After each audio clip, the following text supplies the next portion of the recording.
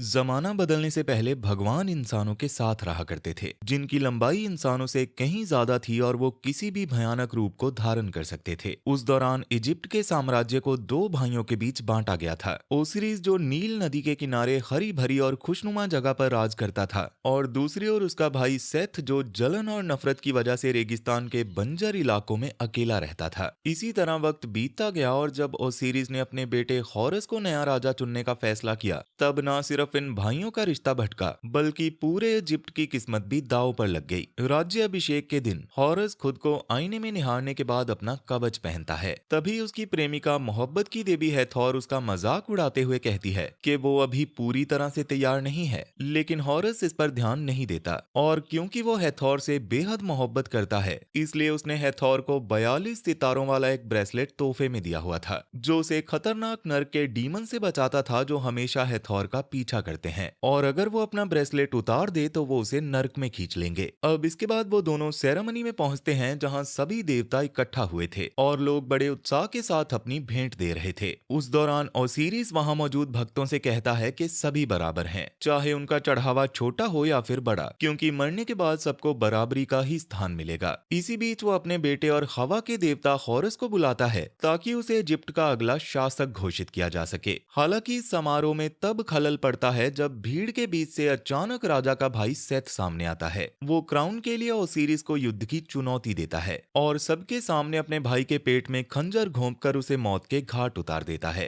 अब ओसिरिस की मौत के बाद सेथ खुद को नया राजा घोषित करता है और आफ्टर लाइफ के नियम बदलने का ऐलान करता है, जिसके मुताबिक अब वहां जगह पाने के लिए भारी चढ़ावा देना लाजमी होगा। उस दौरान अपने पिता को अपनी ही बाहों में दम तोड़ता देख हॉरस तुरंत हथियार उठाता है और अपने चाचा से बदला लेने के लिए उन पर हमला कर देता है। लेकिन गुस्से और जज्बात में बहने के कारण हॉरस इस लड़ाई में कमजोर पड़ने लगता है और ज्यादा देर सेथ के सामने ना टिककर जमीन पर गिर जाता है। लेकिन अभी हॉरस ने हार नहीं मानी थी। गुस्से की आग में हॉरस अपने असली रूप में आ जाता है, जिसे देखकर सेथ भी वैसा ही करता है और वो दोनों हवा में उड़ते हुए एक दूसरे पर टूट पड़ते हैं। इनका ये भयानक युद्ध इतना विशाल होता है कि आसपास की इमारतें ढहने लगती हैं, जिसकी वजह से लोग अपनी जान बचाने के लिए इधर उधर भागने पर मजबूर हो जाते हैं। अब लड़ते लड़ते वो दोनों वापस जमीन पर गिरते हैं। तभी सेथ अपनी सेना को ढाल का इस्तेमाल करने का आदेश देता है ताकि सूरज की रोशनी को रिफ्लेक्ट करके हॉरस की आंखों में मारा जा सके। और उसकी सेना के ऐसा करते ही सेथ इस मौके का फायदा उठाते हुए अपने भतीजे यानी के हॉरस पर लगातार हमला करता है और उसे बुरी तरह से जख्मी करके दूर फेंक देता है। अब इसके बाद सेथ धीरे धीरे अपने भतीजे की ओर बढ़ता है, जो कि जमीन पर बेबस पड़ा हुआ था। तब सेथ उसे जताता है कि हॉरस कभी राजा बनने के लायक ही नहीं था। इतना बोलकर सेथ बेदर्दी से हॉरस की दोनों आंखों को पकड़ता है और उन्हें बाहर निकाल लेता है, जिससे हॉरस दर्द के मारे चीख उठता है और बाकी सब लाचार होकर ये मंजर देखते रह जाते हैं। अब इससे पहले कि सेथ अपने भतीजे की जान लेता, हथौर बीच में आ जाती है और हॉरस की जिंदगी के बदले सेथ की हर बात मानने का वादा करती है। तो अब सेथ के नए राजा बनने के कुछ समय बाद ही इजिप्ट का नसीब बदल जाता है। यहाँ लोगों को गुलाम बना लिया गया था और अब तक उन सभी देवताओं को एक एक करके मौत के घाट उतार दिया गया था, जिन्होंने उसके खिलाफ आवाज उठाई थी। पर इसी बीच बेक नाम का एक नौजवान गुलामी की जंजीरों को ठुकराकर अपने मालिकों के चंगुल से भागने में कामयाब हो जाता है। वो शहर की ओर निकल पड़ता है और उस महल के सामने पहुंचता है जहां उसकी प्रेमिका जाया को सेथ के मुखिया आर्किटेक्ट ने बंदी बनाकर अपना गुलाम बना रखा था। अब जब जाया का मालिक वहां से जाता है, तब बेक अचानक उसके कमरे में उसके सामने आकर उसे वहां से भगा ले जाने की तरकीब बनाता है। मगर जाया उसे समझाती है कि सिर्फ भागने से कुछ नहीं होगा, क्योंकि पूरा देश इस वक्त तकलीफ में है। वो चाहती है कि बेक किसी भी तरह सेथ से हॉरस की आंखें चुरा ले, क्योंकि उसका मानना है कि सिर्फ उनका वही देवता है जो इजिप्ट को इस जुल्म से आजाद करा सकता है। ये बोलकर जाया बेक को उस आर्किटेक्ट की लाइब्रेरी दिखाती है, जहां उन्हें सेथ के उस पिरामिड का नक्शा मिलता है जहां उसने अपनी शक्तियों का राज छुपा रखा है। और इतना ही नहीं, बल्कि वो उसे उस तिजोरी का मैप भी दिखाती है जहां हॉरस की आंख रखी है। और वहां लुटेरों को रोकने के लिए आर्किटेक्ट ने कई खतरनाक जाल बिछा रखे हैं। अब उसको देखने के बाद रात के अंधेरे अंधेरे में बेक घरों की छतों के रास्ते से राजा के खजाने से भरी गाड़ियों का पीछा करता है और मौका मिलते ही सोने के ढेर पर छलांग लगा देता है। ये सारा खजाना एक खुफिया सुरंग के रास्ते अंडरग्राउंड उसी तिजोरी में पहुंचाया जाता है जहां हॉरस की आंख रखी थी, और इसी का फायदा उठाकर बेक आखिरकार हॉरस की आंख के ठीक सामने पहुंच जाता है। पर वहां लगे मौत के जाल बेहद खतरनाक थे, जहां एक छोटी सी चूक का मतलब दर्दनाक मौत है। तब जैसे तैसे बेक सभी चीजों को पार करते हुए आखिरी पुल तक पहुंचता है जिस पर वो आगे बढ़ ही रहा था।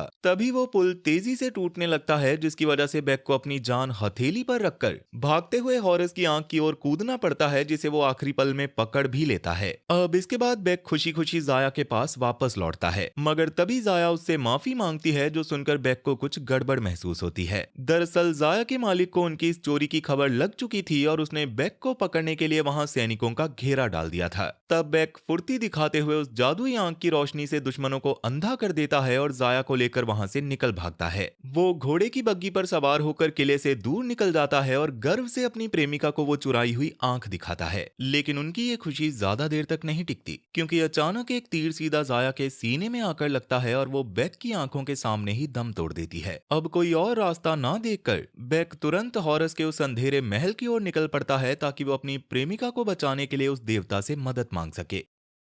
उस दौरान हॉरस को अपने पास उस जादुई आंख की मौजूदगी का एहसास होता है और वो फौरन बेक से अपनी आंख वापस मांगता है, मगर बेक शर्त रखता है कि जब तक जाया को दोबारा जिंदा नहीं किया जाएगा वो आंख वापस नहीं करेगा। तब बेबसी में हॉरस उस लड़की के शरीर पर कुछ मंत्र पढ़ना शुरू कर देता है, जिससे मौत का देवता वहां प्रकट होता है और जाया की रूह को प्रलोक ले जाता है। पर ये देखकर बेक आग बबूला हो जाता है, क्योंकि हॉरस ने जाया को बचाने की बजाय उसे मौत के हवाले कर दिया था। मगर तभी हॉरस उसे दबोच लेता है और अपनी आंख वापस ले लेता है। अब दोबारा देखने की शक्ति मिलते ही हॉरस पहले तो बेक को उसकी गुस्ताखी के लिए मौत के घाट उतारने का फैसला करता है, लेकिन जब उसे पता चलता है कि इस मामूली इंसान ने सेथ के पिरामिड का रास्ता देख रखा है तो वो रुक जाता है। हॉरस एक सौदा करता है कि अगर वो दोबारा इजिप्ट का राजा बन गया तो वो जाया को वापस ले आएगा, क्योंकि राजा होने की वजह से वो परलोक के नियम बदल सकता है और ऐसे में जाया को वापस लाना उसके लिए कोई बड़ी बात नहीं होगी। मगर राजा बनने के लिए हॉरस को अपनी दूसरी आंख को हासिल करके सेथ को हराना होगा, जो जानकर बेक उसकी मदद करने के लिए मान जाता है। इधर इसी दौरान सेथ को खबर मिलती है कि उसकी तिजोरी से आंख चुरा ली गई है। इस नाकामी के लिए वो अपने आर्किटेक्ट को जिम्मेदार ठहराता है और तुरंत अपने सबसे भरोसेमंद आदमी को उस चोर को पकड़ने के लिए भेज देता है। दूसरी ओर बेक और हॉरस एक पहाड़ की चोटी पर पहुंचते हैं, जहां हॉरस अपने दादा यानी सूर्य देवता से प्रार्थना करता है ताकि उसे कुछ देर के लिए उड़ने की शक्ति मिल सके। तब उसकी ये तरकीब काम कर जाती है और हॉरस दोबारा अपने असली रूप में बदलकर उड़ते हुए दुनिया के शिखर पर मौजूद एक विशाल जा पहुंचता है, जहां उसके दादा रा रहा करते थे, और वहां का नजारा हैरान कर देने वाला था।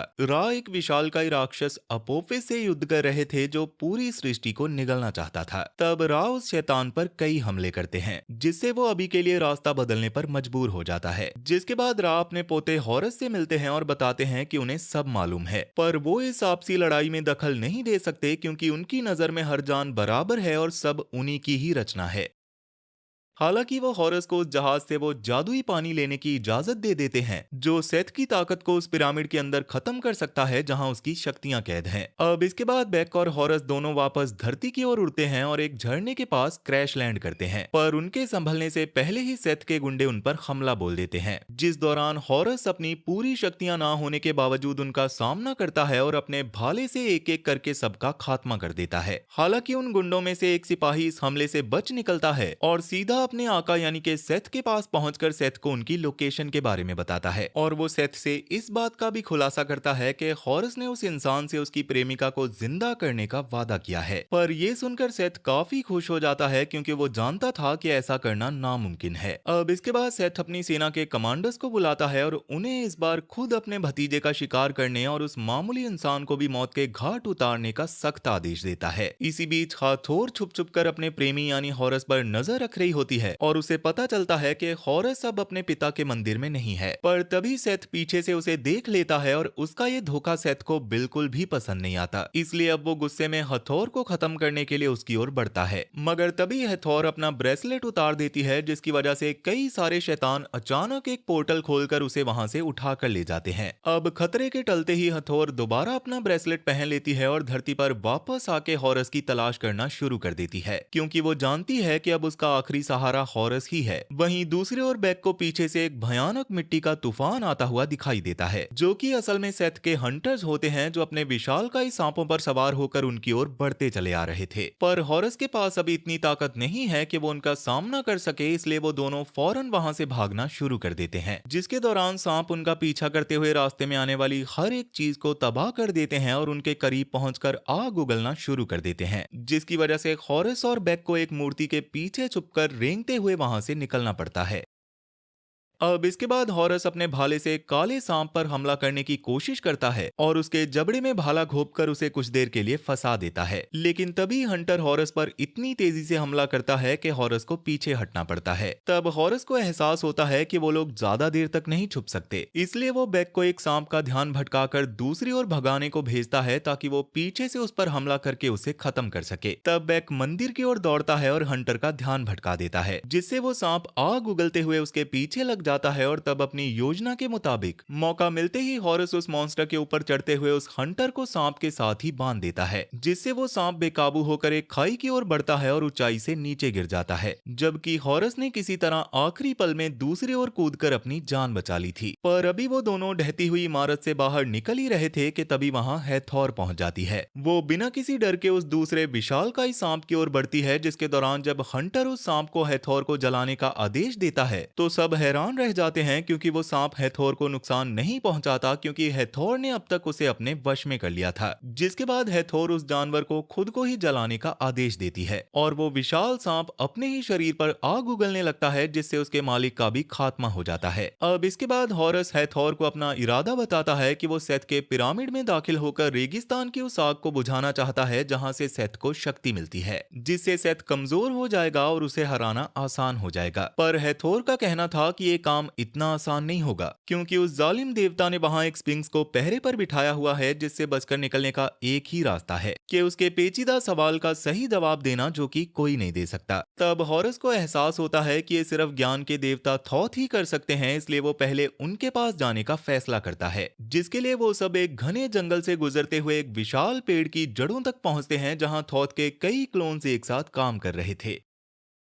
तब हॉरस असली थॉथ से मदद मांगता है, मगर थॉथ साफ इनकार कर देते हैं और कहते हैं कि उनका काम किसी सवाल को हल करने से कहीं ज्यादा जरूरी है। हालांकि बेक यहाँ अपना दिमाग चलाता है और थॉथ के घमंड को चोट पहुंचाने के लिए कहता है कि शायद वो गलत जवाब देने से डर रहे हैं। तब अपने ईगो पर बात आती देख थॉथ इस चुनौती को कबूल कर लेते हैं और हॉरस बेक की इस चतुराई की तारीफ करता है। अब इसके बाद ये काफिला रेगिस्तान को पार करते हुए उस पिरामिड के सामने पहुंचता है, जहां के पत्थर हर पल अपनी जगह बदल रहे थे। पर खुशकिस्मती से बेक को लाइब्रेरी में देखे हुए पिरामिड के नक्शे याद होते हैं और वो सही रास्ता चुनकर उस जादुई इमारत में दाखिल हो जाता है। उस दौरान रेत के धंसने से पहले ही बेक तेजी से भागकर बीच में लगे एक चक्र को घुमा देता है, जिससे वो हलचल रुक जाती है। अब इसके बाद जैसे ही वो सब गहराइयों में पहुंचते हैं तो जमीन से एक विशाल मॉन्स्टर स्पिनिक्स उभर कर बाहर आता है, जो उनसे एक बहुत ही मुश्किल सवाल पूछता है। उसका सवाल ये था कि मैं जो आज हूँ वो मैं कल नहीं हूँ, तो बताओ मैं क्या हूँ? जिसका जवाब थॉथ तुरंत दे देते हैं कि भविष्य। लेकिन हैरानी की बात यह थी कि वो जवाब गलत निकलता है, जिससे स्पिनिक्स भड़क जाता है और हॉरस को दीवार पर दे मारता है। अब वैसे आपको इस सवाल का जवाब पता है तो मुझे कमेंट करके जरूर बताना। इस सवाल को और आसान किया जाए तो वो था कि ऐसी कौन सी चीज है जो हर पल बदलती रहती है। खैर, अब थॉथ बार बार जवाब देने की कोशिश करते हैं और हर गलत जवाब पर वो मॉन्स्टर और भी ज्यादा गुस्से में आ जाता, मगर आखिरकार थॉथ सही जवाब ढूंढ निकालते हैं और बताते हैं कि सही जवाब पहेली है, जिसका जवाब हर सिचुएशन में अलग हो सकता है।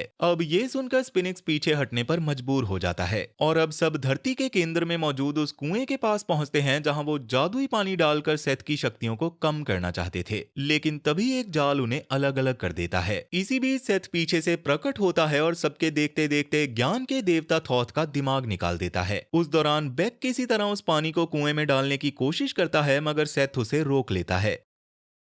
वो बेक को बताता है कि हॉरस ने उसे झूठ बोला है, क्योंकि किसी के पास भी इतनी शक्ति नहीं है कि वो जाया को दोबारा जिंदा कर सके। और जब बेक को एहसास होता है कि उसके साथ धोखा हुआ है तो बेक सन्न रह जाता है, जिसके दौरान सेथ मौका देखकर उसके हाथ से वो जादुई पानी छीन लेता है और उसे जमीन पर बहा देता है। जिसके बाद सेथ उनकी इस नाकाम कोशिश पर जोर जोर से हंसता है और वहां से जाते जाते पूरी इमारत को उनके ऊपर गिरा देता है। पर खुशकिस्मती से हॉरस आखिरी पल में खुद को आजाद कर लेता है और गिरते हुए मलबे से सब सबकी जान बचा लेता है, जिससे सब बच तो जाते हैं मगर बेक का गुस्सा सातवें आसमान पर था क्योंकि हॉरस ने झूठा वादा करके उसे धोखा दिया था। तब हैथोर ये सब देखकर माफी के तौर पर अपना ब्रेसलेट उतार कर बेक को दे देती है ताकि वो इस बेशकीमती तोहफे के सहारे जाया को प्रलोक के दरवाजे से सुरक्षित गुजार सके। ये देखकर हॉरस अपनी प्रेमिका को रोकने की कोशिश करता है पर वो उसे एक आखिरी बार चूमती है, जिसके अगले ही पल डीमंस उसे अपने साथ अंधेरे में ले जाते हैं। तब हैथोर की इस कुर्बानी को देखकर हॉरस जमीन पर गिरकर बिलखने लगता है, लेकिन आखिरकार वो ब्रेसलेट बेक को सौंप देता है ताकि वो अपनी प्रेमिका की रूह को बचा सके, क्योंकि अब आफ्टर लाइफ में जाने के लिए किसी बेशकीमती चीज की जरूरत पड़ती थी और जो कोई बेशकीमती चीजें नहीं दे पाता उसकी रूह हमेशा के लिए मिटा दी जाती थी। इधर परलोक में जाया का फैसला होने ही वाला होता है पर बेक सही वक्त पर वहां पहुंच जाता है और उसे हमेशा के लिए मिटने से बचा लेता है। इसी दौरान सेथ दूसरे देवताओं से छीनी हुई सभी शक्तियों को अपने अंदर समा लेता है, जिससे उसके पास विशाल पंख आ जाते हैं और वो लगभग अमर हो जाता है।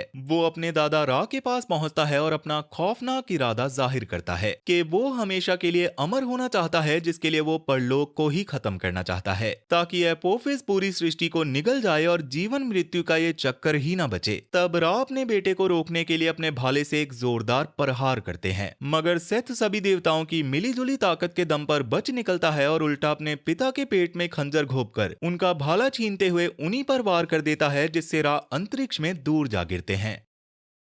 अब इसके बाद सेथ वापस शहर लौटता है और उस विशाल राक्षस एपोफिस को धरती की ओर बुलाने लगता है, जो कि रास्ते में आने वाली हर एक चीज का नामो निशान ही मिटा रहा था। इसी बीच परलोक में बेक देखता है कि परलोक के दरवाजे डैमेज होने लगे हैं और अनुबिस अपनी पूरी शक्ति से उस पूरी दुनिया को बचाने की कोशिश कर रहा है। तब जाया अपने प्रेमी से कहती है कि उसे वापस हॉरस के पास जाना चाहिए, क्योंकि सिर्फ वही सेथ को हराकर दुनिया में दोबारा अमन कायम कर सकता है। इसलिए अब वो नौजवान दोबारा हॉरस के पास प्रकट होता है और वो दोनों मिलकर फैसला करते हैं कि सब कुछ तबाह होने से पहले उन्हें सेथ तक पहुंचना होगा। तब खुशकिस्मती से उनके सामने एक उड़ने वाला रथ आता है, जिसे उन देवताओं ने तैयार किया था जो सेथ के खिलाफ हैं, और इस तरह वो तेजी से अपने दुश्मन की ओर निकल पड़ते हैं। इसी बीच सेथ सूर्य देवता रा का भाला लेकर वापस लौटता है और विशाल अपोफिस को नील नदी की ओर बुलाता है, जिससे वो दरिंदा रास्ते में आने वाली हर चीज को निशाना बनाते हुए निगलता जा रहा था। वहीं हॉरस उस पिरामिड पर उतरता है और अपने चाचा पर हमला बोल देता है, मगर सेथ तुरंत उसके वार को नाकाम कर देता है।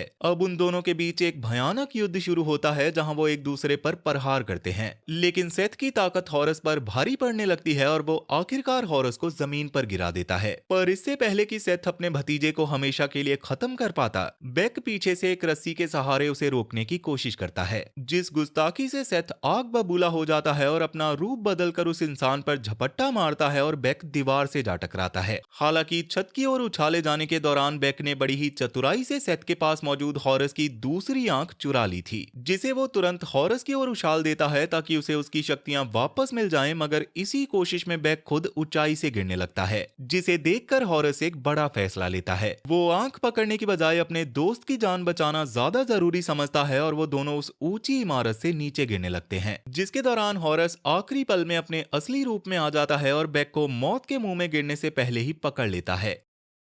बेक ये देखकर दंग रह जाता है कि बिना आग के भी हॉरस ने अपनी शक्तियां दोबारा हासिल कर ली हैं। तब हॉरस को यह एहसास होता है कि वो आंख ना होने की वजह से कमजोर नहीं था, बल्कि इसलिए था क्योंकि उसका दिल सही जगह पर नहीं था। अब एक नई ऊर्जा के साथ हॉरस उड़ते हुए सेथ की ओर बढ़ता है और दोनों देवता एक बार फिर से हवा में एक दूसरे से भिड़ जाते हैं। सेथ रा का भाला लेकर हॉरस पर टूट पड़ता है, मगर वो उस पर एक भी निशाना नहीं लगा पाता, जिसके बाद वो दोनों एक विशाल इमारत के अंदर दाखिल होकर एक दूसरे से भिड़ने लगते हैं, जिसकी वजह से वो पूरी इमारत तहस नहस होने लगता है। इसी बीच हॉरस पीछे से एक जोरदार हमला करता है और सेथ को दीवार पे दे मारता है। वो सेथ के पंख उखाड़ देता है, जिसकी वजह से इमारत गिरने के साथ साथ सेथ भी सीधा जमीन पर आ गिरता है, और जब धूल बैठती है तो सेथ बुरी तरह से जख्मी हालत में मिलता है। तब हॉरस उसके पास पहुंचता है और रा के भाले से उसका काम तमाम कर देता है। तो अब सेथ के खात्मे के बाद हॉरस अंतरिक्ष में तैर रहे अपने दादा रा के पास पहुंचता है और उन्हें उनका भाला सौंप कर उनकी शक्तियां वापस लौटा देता है। है। तब रा तुरंत उस भयानक राक्षस एपोफिस पर हमलों की बौछार कर देते हैं, जिससे मजबूर होकर वो दरिंदा धरती का पीछा छोड़कर दूर भाग जाता है। अब इसके बाद हॉरस वापस शहर लौटता है, जहां उसका एक भक्त उसे उसकी दूसरी आंख लाकर देता है, जिसे पाकर वो दोबारा अपने पूरे रूप में आ जाता है। जिसके बाद वो दौड़कर बेक के पास पहुंचता है, पर अफसोस की बात ये थी कि वो नौजवान अपने जख्मों की वजह से अब तक दम तोड़ चुका था। तब हॉरस बेक के शरीर को जाया के शरीर के पास लेकर जाता है और दोनों को एक साथ लेटा देता है, ताकि वो दोनों सुकून से रुखसत हो सके। लेकिन तभी वहां पर रा प्रकट होते हैं और अपने पोते का शुक्रिया अदा करने के लिए उसकी ख्वाहिश पूछते हैं। और इस समय हॉरस कुछ भी मांग सकता था, मगर हॉरस ये सुनकर उन दोनों प्रेमियों को दोबारा जिंदा करने की मांग करता है और रा उसकी ये ख्वाहिश पूरी कर देते हैं। अब बेक और जाया जैसे ही होश में आते हैं, वो एक दूसरे के गले लग जाते हैं, जिसके अगले दिन आखिरकार हॉरस का राज्याभिषेक होता है और वो इजिप्ट का नया राजा बनता है। वो परलोक के पुराने नियम बदल देता है और ऐलान करता है कि अब किसी का फैसला उसके खजाने से नहीं, बल्कि उसके जीते जी किए गए नेक कर्मों से होगा।